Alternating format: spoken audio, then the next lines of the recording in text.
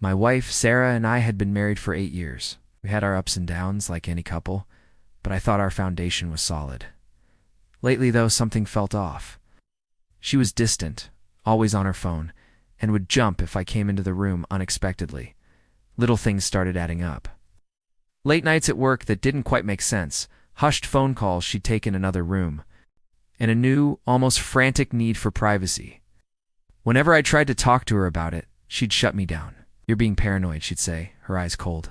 "What? Can't I have a life outside of this house? You need to trust me." She made me feel crazy, like I was the one with the problem. I started to doubt myself. Maybe I was being insecure. Maybe the stress from my job was making me see things that weren't there. I wanted to believe her, I really did. So I tried to let it go, to push down that nagging feeling in my gut. One Friday evening, Sarah told me she was going out with her friends for a girls' night. She got all dressed up, looking more beautiful than I'd seen her in a long time. She gave me a quick peck on the cheek and left.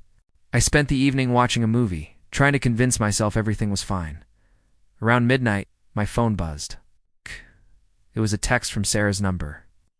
I smiled, thinking she was checking in, but when I read the message, my world shattered.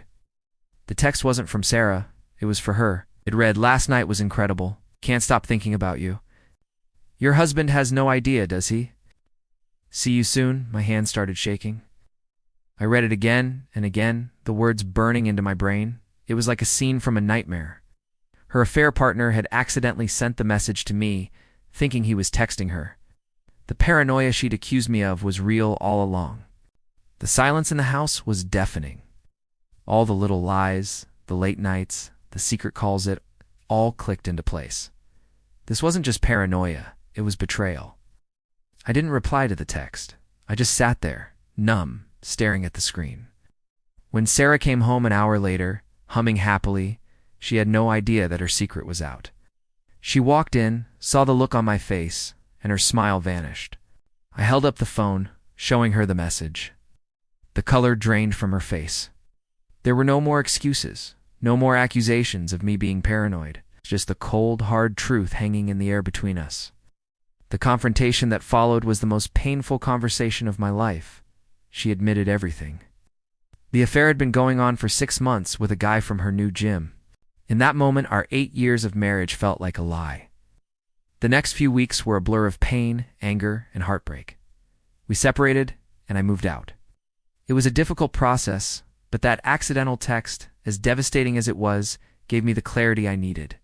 It forced us to face a truth that might have otherwise stayed hidden in whispers and lies. Rebuilding my life has been tough, but I'm learning to trust my instincts again. Sometimes that little voice telling you something is wrong is the only thing telling you the truth. Thank you for listening to my story. If you've been through something similar, know that you're not alone and healing is possible. Please like this video and subscribe for more stories. Stay strong.